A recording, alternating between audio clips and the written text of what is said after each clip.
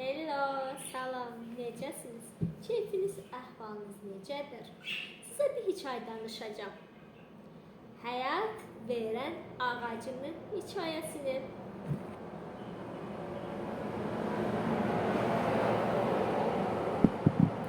Hekayəyə görə bir kənddə iki budaqlı bir ağac varmış.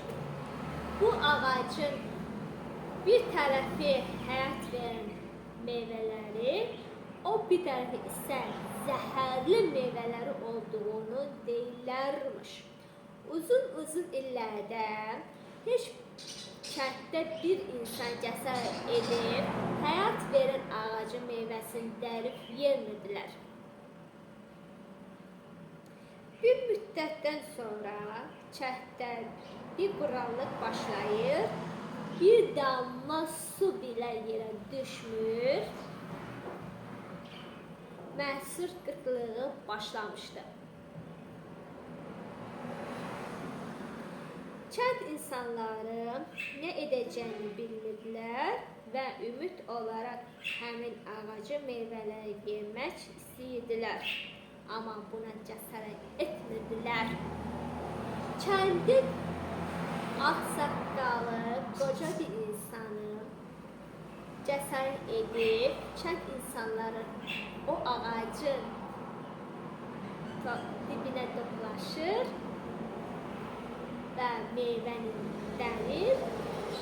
Yemədən əvvəl deyir ki, əgər mənə bir şey olsa, nə siz, nə övladlarınız, nə uşaqlarınız, nə nəvələriniz bu meyvəni əsla yeməyin. Kənd insanları razılaşırlar.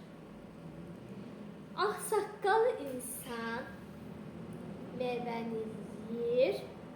Kənd insanları gözlərinə inanmırlar. Çünki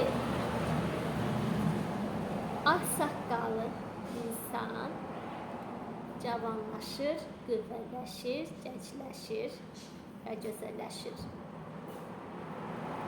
Və kənd insanları bu meyvəni dərir, öz ehtiyac qədər öz evlərinə aparırdılar. Günlərin bir günü kənd insanları biri gecə oturub düşünür ki, bəlkə övladlarımız biri həyat verən ağacın o biri, yəni zəhərli meyvələri birini dərib yesə, zəhərləsə nə olar? Düşünür ki, bəlkə bu ağacı kəsib atsaq nə olar? Yatır, səhər oyanır, kənd insanlara öz fikrini deyir.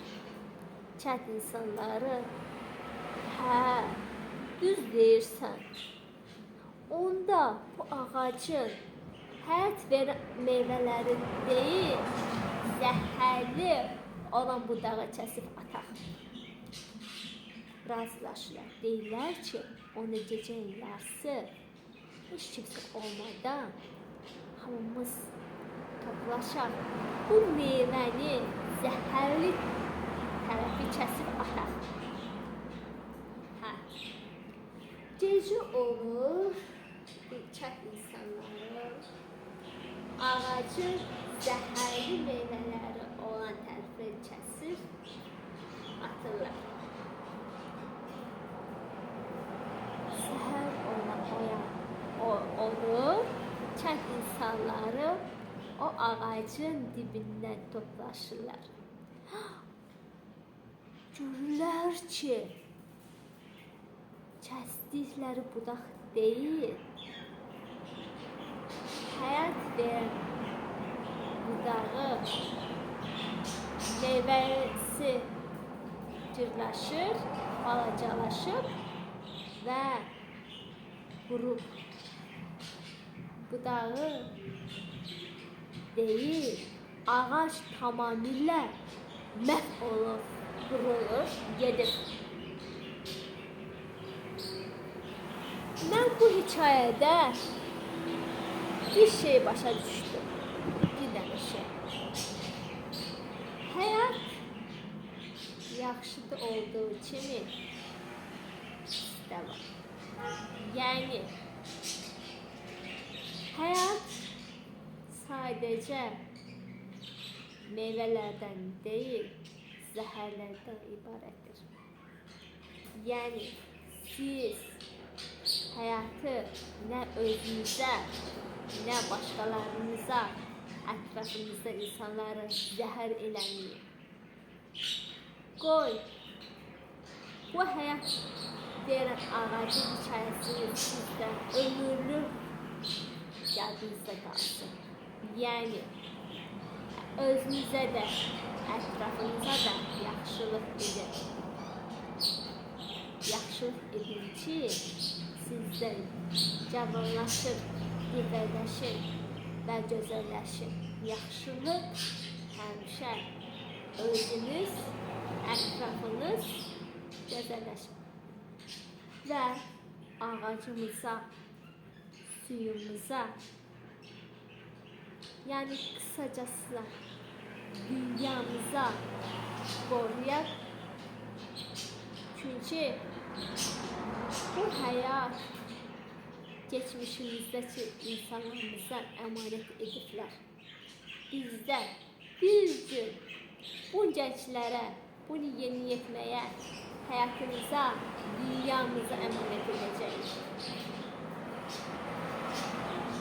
İcazə verin ki, quralıq başlamasın. İcazə verməyin ki, açlıq, susluq olmasın. İcazə verin ki, həmişə sulluq, yaşıllıq, ağaclıq və dünyamız gözəl olsun. Necə ki, geçmişimizdəki olan insanlara əmanət almışdısa, dünyamıza, həyatımıza, onun kimi gözəl bir dünyamıza, yeniliklərimizə və gənclərimizə əmanət edək. Siz olun, dünyamızı kirlətməyin. Nə dənizlərimizə zibil atır, nə yerlərə zibil atır, nə də suyu boş-boşuna xərcləməyin. Ağaçlarımıza kəsməyin. Heç bir ağac boş-boşuna kəsməyin. Çünki o da bir canlıdır. Çünki onlara da möhtəcik. Necə ki suya, yeməyə ehtiyacımız olduğu qədər ağaca da möhtəcik. Unutmayın ki, onlar bizə nəfəs verir. Suda, yeməkdə, ağacda, hətta heyvanlar da bizə can verir, qüvvət verir, cavanlaşdırır. Həyatımıza gözəl qalsın, həyatımız gözəl olsun. İnşallah bu hekayə sizə dərs olar. İnşallah bu qamus fondu artıq qamus fondu hekayədən görə verirəm. İnşallah bu qamus fondu səsin hər yerə yayılar və məni dinləyəsiniz. Dünyamız gözəl olsun.